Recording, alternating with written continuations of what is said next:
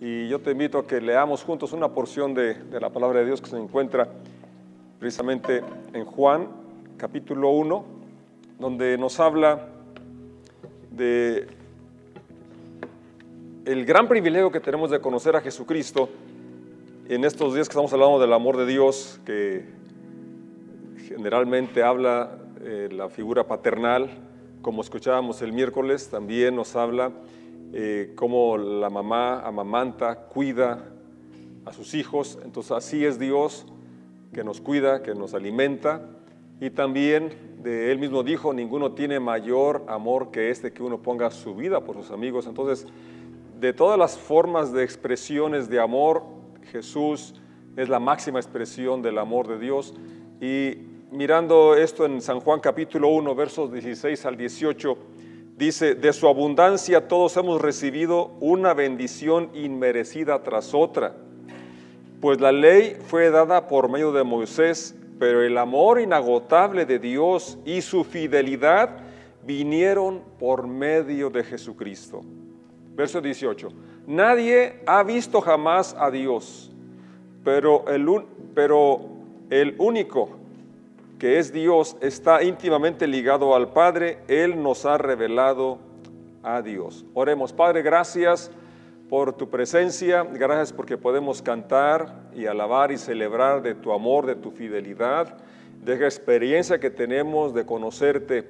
Y yo ruego que hoy, por esta lectura y las demás que vamos a realizar en este momento, nuestra comprensión de ti, de tu amor, pueda ser más clara, más amplia, y nuestra respuesta a ese amor pueda ser también manifestada. Declaro tu gracia, tu unción en todos los que estamos en esta hora, en este tiempo, separándolo para meditar en tu palabra. En el nombre de Jesús, amén. Amén. Es una de las porciones que me impactan, me llenan mucho de fe, de esperanza, porque a través de todo el Antiguo Testamento, la Biblia está escrita con esa finalidad.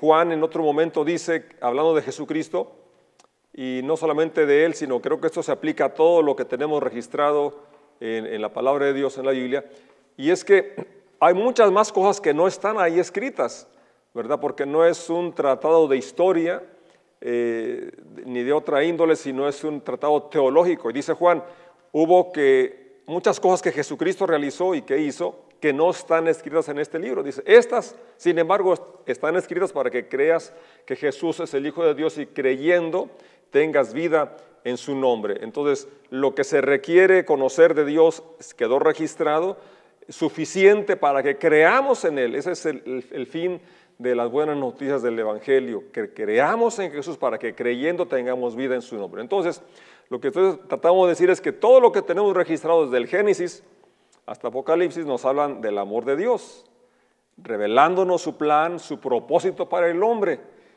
y que a través de Moisés y de los salmos, de los profetas, tenemos no solamente profecías que se cumplen en Jesucristo, sino también el plan de Dios, el deseo de Dios para la humanidad, y la intención de Dios de manifestarse al ser humano, de que lo conozcamos de una forma personal.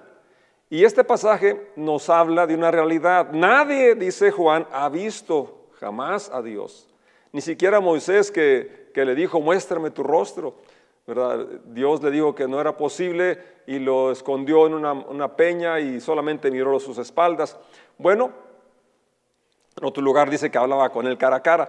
Sin embargo, aquí está haciendo esta declaración Juan, y es esta, que Jesús nos revela a Dios. Y es tan claro que dice, el verso 16 que empezamos leyendo dice, Dios nos dio a conocer sus leyes por medio de Moisés.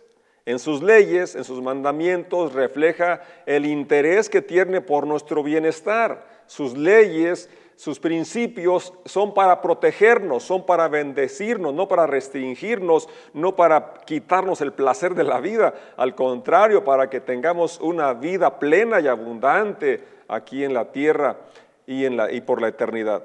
Entonces, la ley fue dada por Moisés, pero por medio de Jesucristo nos hizo conocer el amor que se manifiesta a través de los principios y las leyes, instrucciones, y la verdad. O sea, la plenitud viene dada en la persona de Jesucristo.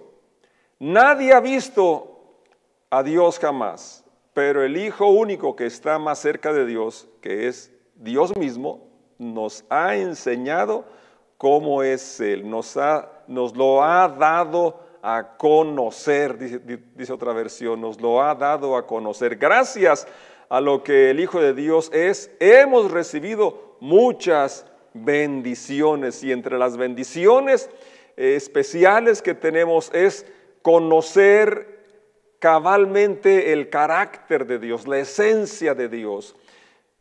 Todas las escrituras, como ya lo dije, hablan del Creador, hablan de Dios como Padre también hablando de lo que Él iba a realizar, pero realmente se referían a Él ejemplos, parábolas, y que trataban de explicar el carácter y obra de Dios, pero en Jesús es Dios manifestado en carne, por eso es Emmanuel, Dios con nosotros. Entonces también Lucas cuando escribe los Hechos, menciona que él de una forma ordenada empezó a escribir todo lo que Jesús empezó a hacer y a enseñar. Dos cosas importantes, lo que hizo, es decir, los milagros, la forma como trató a las personas. Lo que Él hizo es importante porque nos revela su carácter. No solo su enseñanza, sino también la forma como Él vivió. Nos está hablando del corazón de Dios, el corazón paternal. Todo esto es importante, pues cuando tú leas los evangelios, veamos el ejemplo de Jesucristo al tratar las diferentes circunstancias que Él enfrentó aquí en la tierra, porque Él vino a vivir entre nosotros, compartió las situaciones complicadas que tú y yo atravesamos en la vida, y Él siempre reflejó la forma correcta de accionar, no reaccionar, sino accionar, de vivir ante las circunstancias que nos depara la vida. Entonces, en ese mismo versículos de San Juan 1, en otra versión dice, de su abundancia todos hemos recibido un don tras otro, porque la ley fue dada por medio de Moisés, por el amor pero el amor y la verdad se han hecho realidad. Me gusta esa traducción, por eso la quiero compartir. Se ha hecho realidad, es decir, no es solamente algo que nos estaban hablando que iba a suceder, algo que vendría, sino que se hace realidad en Jesucristo. Nadie ha visto jamás a Dios. El Hijo único, que es Dios, que vive en íntima comunión con el Padre, es quien nos lo ha dado a conocer. Jesús nos da a conocer al Padre. Juan 14 nos habla pues de esta realidad también, cuando Felipe en un momento de que tanto hablaba Jesús del Padre, les dice, bueno, ya nos has hablado mucho del Padre, muéstranos, y con eso nos basta, con eso estamos contentos. Dice el verso 7 de San Juan 14, si ustedes realmente me conocieran, también sabrían quién es mi Padre. Desde ahora en adelante ya lo conocen y lo han visto. Felipe le dijo, verso 8, Señor, muéstranos al Padre y quedaremos conformes. En otra versión dice, y nos basta, con eso nos basta. Jesús respondió, Felipe, he estado con ustedes todo este tiempo y todavía no sabes quién soy. Los que me han visto a mí han visto al Padre. Entonces, ¿cómo pides que les muestre al Padre? ¿Acaso no crees que yo estoy en el Padre y el Padre está en mí? Las palabras que yo digo no son mías, sino que mi Padre que vive en mí hace su obra por medio de mí. Solo crean que yo estoy en el Padre y el Padre está en mí, o al menos crean por las obras que me han visto hacer. Es decir, si las palabras no son suficientes, si creen que no tienen peso mis palabras, entonces vean las obras, vean. Por eso hice hincapié de lo que Lucas dice en el capítulo 1 de Hechos 1, lo que Jesús comenzó a hacer y a enseñar, porque las obras que Jesús hace reflejan el carácter de Dios, cosas que Él solo puede hacer, como resucitar a los muertos, como perdonar pecados y amar de una forma incondicional, dar su vida en sacrificio por nosotros. Eso solamente Dios lo puede hacer por nosotros.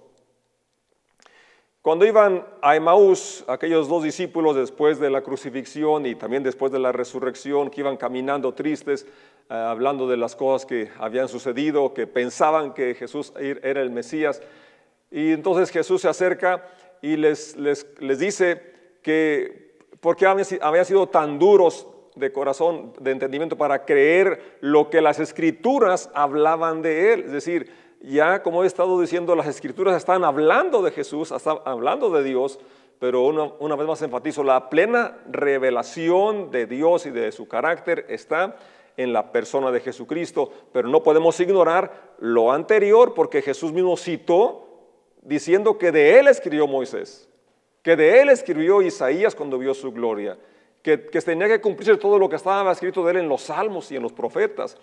Pablo dice también que lo que antes se escribió para nuestra enseñanza se escribió para que por la paciencia y por la consolación de las Escrituras tengamos esperanza. Entonces, la esperanza más grande es saber que somos amados por nuestro Padre Celestial, saber que Dios es un Padre que nos ama, que nos cuida, que quiere lo mejor para nosotros. Él mismo dijo en una ocasión, ¿quién de ustedes, si su hijo le pide un pan, le va a dar una piedra? Si le pide un huevo, le va a dar un escorpión, un alacrán. Pues no, si no tiene, no le da nada, quizás hasta lo regañe, pero no le va a dar una cosa que le haga daño.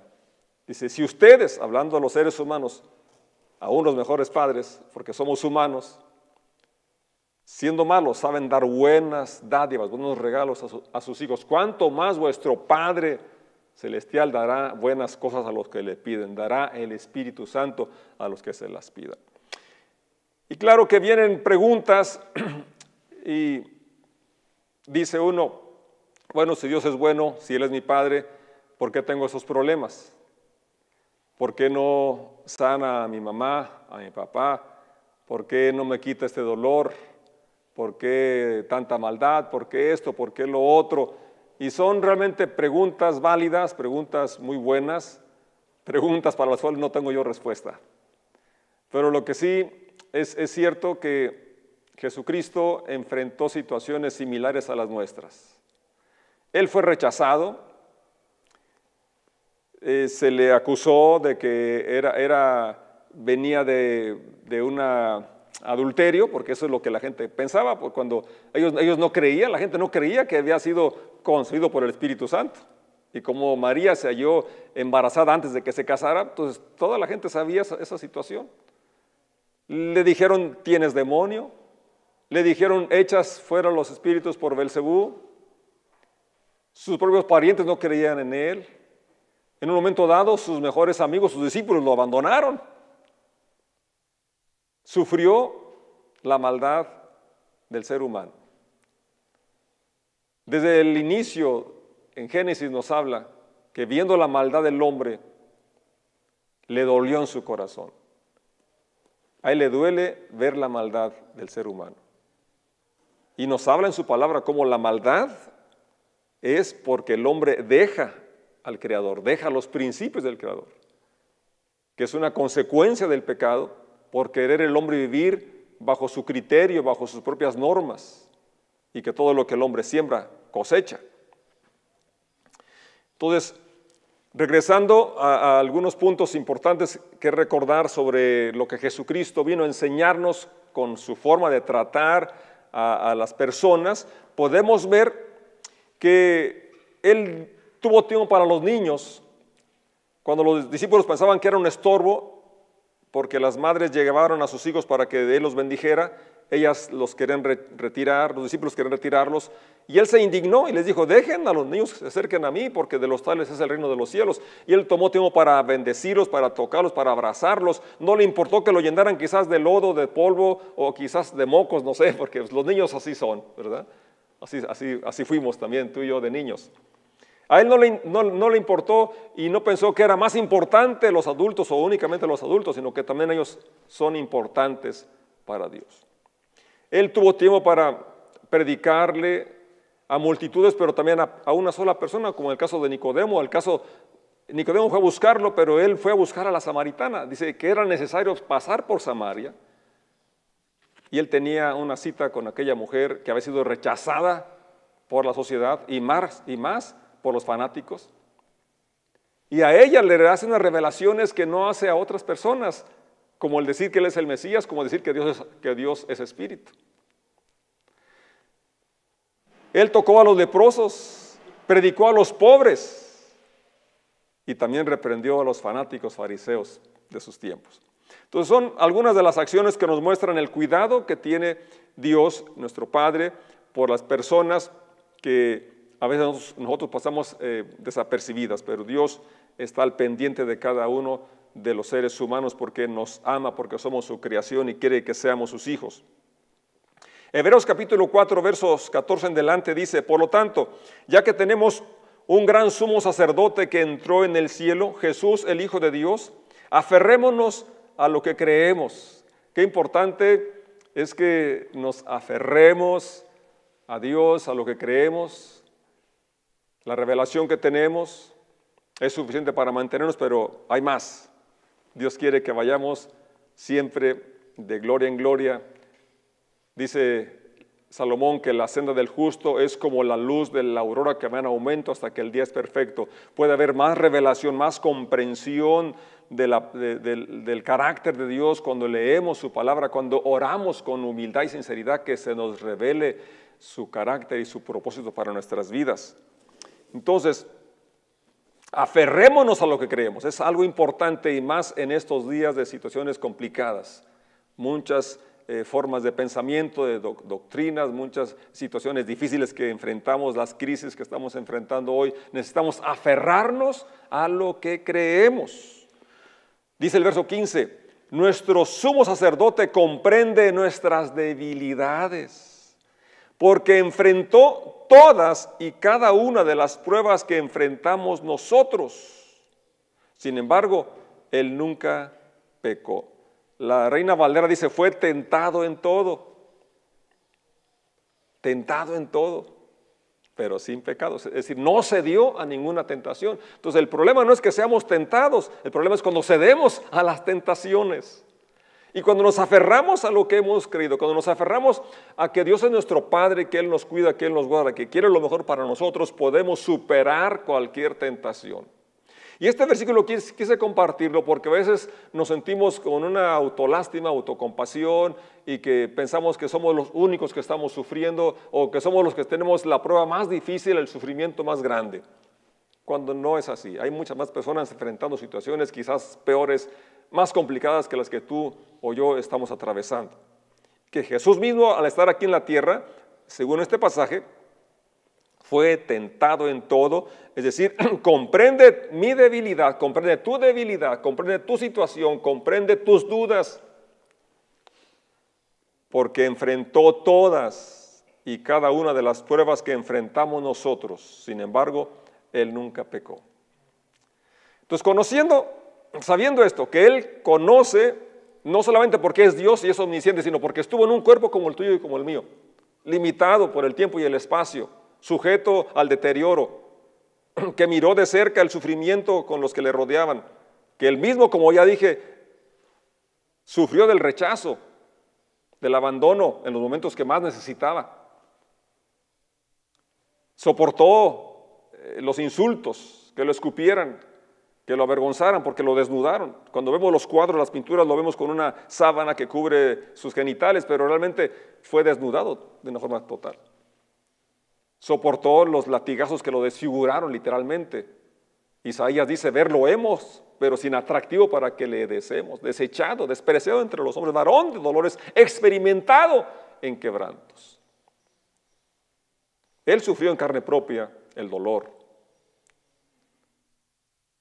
Y por eso dice el verso 16, acerquémonos con toda confianza al trono de la gracia de nuestro Dios.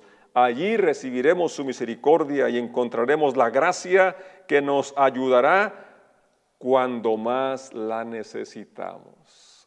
Quizás hoy sea el día que tú más necesites el favor y la gracia de Dios, porque te encuentras sin fe, sin esperanza, desilusionado, quizás no solamente de los que te rodean, sino hasta de Dios. Porque quizás te has preguntado, si Dios es bueno, si Dios es mi Padre, ¿por qué estoy en esta condición? ¿Por qué esto? ¿Por qué lo otro? Como yo mismo me lo he preguntado también en otras ocasiones. Pero lo que yo me he dado cuenta, al menos en mi caso, es que cuando yo me hago esas preguntas, esas cuestiones, es porque estoy ensimismado, estoy concentrado en mí. Y son ciertas reacciones egoístas que solamente pienso en mis necesidades y no veo en las necesidades de otros. Y en la provisión de Dios y en el fin de mi vida, es decir, la razón por la que estoy aquí. Porque a Dios le interesa más mi formación que mi comodidad.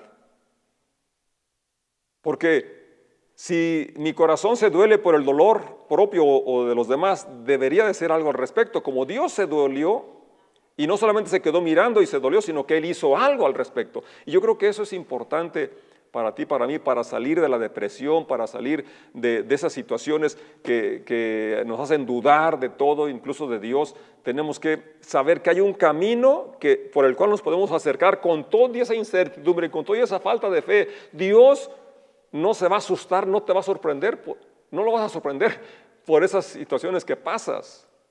Él comprende tus debilidades, Él comprende mis debilidades. Y lo que espera es que tú y yo nos acerquemos con toda confianza, pero para acercarnos con toda confianza tenemos que eliminar la imagen negativa de Dios, de un Padre injusto, de un Dios impersonal, de un Dios ajeno, y quizás esa imagen la tengamos porque las figuras de autoridad o nuestro propio padre biológico fue un abusivo y eso distorsionó la imagen y el concepto de Dios o de la autoridad. Pero el ser humano, como ya lo cité, en sus mejores expresiones en comparación con Dios, sigue siendo malo. Pues si ustedes siendo malos saben dar buenas dádivas. Entonces, para poder acercarnos confiadamente, tenemos que eliminar o desconectar la imperfección de nuestro Padre natural, que por muy bueno que haya sido, era un hombre imperfecto. Cuando nuestros padres mueren, o cuando están ya mayores como el mío, tendemos a idealizar y vemos solamente las virtudes y como que olvidamos los defectos. Pero mi papá fue muy bueno, un trabajador, un hombre de familia, de la pobreza. Dios lo bendijo. Antes de casarse pudo comprar su rancho, 20 y tantas hectáreas. Fue un hombre muy esforzado, dedicado a su familia. Después el alcohol lo hizo pues muy agresivo, blasfemo. Dios lo transformó. Es decir, y hubo momentos de fricción y que sí me lastimaron. Pero, repito, el asunto aquí es este. Tenemos que desconectar las imperfecciones y las heridas que pudieron causar nuestros padres terrenales para poder recibir el amor del Padre Celestial. Para poder acercarnos confiadamente, saber que Dios es Dios y nuestros padres, por muy buenos que sean, son seres humanos imperfectos. Y para recibir el amor perfecto de Dios necesitamos perdonar las heridas que nos hayan ocasionado nuestros padres terrenales, recibir el amor de Dios, perdonar a nuestros padres por sus fallas, por sus errores, y poder recibir el abrazo y el amor incondicional y restaurador que solamente Dios puede darnos. Pero es importante que podamos liberar a nuestros padres o a cualquier otra autoridad que pudiera haber empañado la imagen del Padre Celestial. El único que nos revela el carácter perfecto del Padre es Jesús. Si tienes un buen padre, qué bueno, pero sigue siendo un padre humano limitado que en algún momento tiene alguna carencia. Pero el cuadro perfecto, la revelación completa del amor del Padre está en la persona, vida y enseñanza de Jesucristo. Y por eso dice este pasaje de Hebreos que podemos acercarnos confiadamente, porque en primer lugar Él conoce nuestra condición, Él conoce nuestra necesidad, Él conoce mis limitaciones, comprende nuestras debilidades, porque enfrentó todas y cada una de las pruebas que enfrentamos. Así que si nos acercamos confiados al trono de su gracia, qué preciosa escritura, al trono de su gracia. es al que tenemos acceso tú y yo, porque hay un camino vivo, nuevo que abrió Jesús a través de su vida, de su muerte y resurrección. Y ahí recibiremos, ¿qué cosa? Lo que necesito: misericordia, gracia, que nos ayude cuanto más lo necesitamos. Quizás sea hoy el día que más lo necesites, pues hoy está a tu disposición. Génesis 6:5 lo he citado, voy a leerlo. El Señor vio que era mucha la maldad de los hombres en la tierra y que todos los planes y pensamientos de su corazón eran siempre hacer el mal. Y le pesó al Señor haber hecho al hombre en la tierra, le dolió mucho en el corazón. Es el verso 6 del capítulo 6 de Génesis, le dolió mucho en el corazón. Pero no se quedó ahí, sino que él actuó, y por eso, como ya hemos citado ese versículo de una forma incansable, de tal manera amó Dios al mundo, le dolió el corazón y no se quedó ahí, pues hay que se las arreglen como puedan, sino que envió a su Hijo unigénito para que todo aquel que en él cree no se pierda, mas tenga vida eterna. Es lo que Dios te ofrece, que lo puedas ver como un Padre que te quiere ayudar, que te quiere bendecir, te quiere abrazar y que quiere que disfrutes de la herencia de estar en su presencia.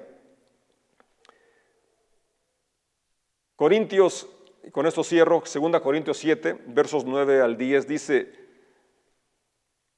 me alegro, y no porque ustedes hayan entristecido, sino porque esa tristeza los llevó al arrepentimiento. El dolor que te rodea, las desilusiones y situaciones que te han llevado, si causan una tristeza, esa tristeza debe llevarte a un arrepentimiento. Y no estar culpando a Dios de aquellas cosas que son por nuestras decisiones. Porque Dios dijo desde el inicio: yo te pongo delante de ti la vida y la muerte, tú elige. Nuestras elecciones son las que han traído a veces consecuencias que no esperábamos. Pero Dios quiere tornar aquellas cosas negativas en buenas. Como sucedió con la muerte de Jesucristo, que fue a causa de la maldad, pero que ahora aquello se torna en fuente de salvación para ti y para mí. La tristeza, ustedes fueron entristecidos conforme a la voluntad de Dios, de modo que en nada fueron perjudicados por parte de nosotros. Verso 10. La tristeza que proviene de Dios produce arrepentimiento para salvación, y de esta no hay que arrepentirse pero la tristeza que viene del mundo produce muerte. Entonces, cuando podemos examinarnos con honestidad, cuando podemos dejar que el Espíritu Santo nos confronte con nuestra situación real humana, que por naturaleza somos egoístas, egocéntricos, cuando podemos dejar que esto nos lleve a entender nuestra condición de que hemos pecado, que hemos buscado solamente nuestro bienestar, no el de otros, o en no ajustar nuestra vida a la voluntad de Dios. Cuando somos así, esto nos va a traer arrepentimiento o tristeza que nos lleva a arrepentimiento. Y cuando somos así, cuando nos arrepentimos y confesamos ante Dios, entonces somos restaurados, somos perdonados y podemos tener una visión más clara tanto del carácter de Dios, de la realidad de la vida y de por qué estamos aquí en esta tierra, de cómo es pasajera y cómo en este tiempo podemos disfrutar de la misericordia de Dios, de su presencia que nos va a ayudar a salir adelante cualquiera sea la situación que estemos atravesando.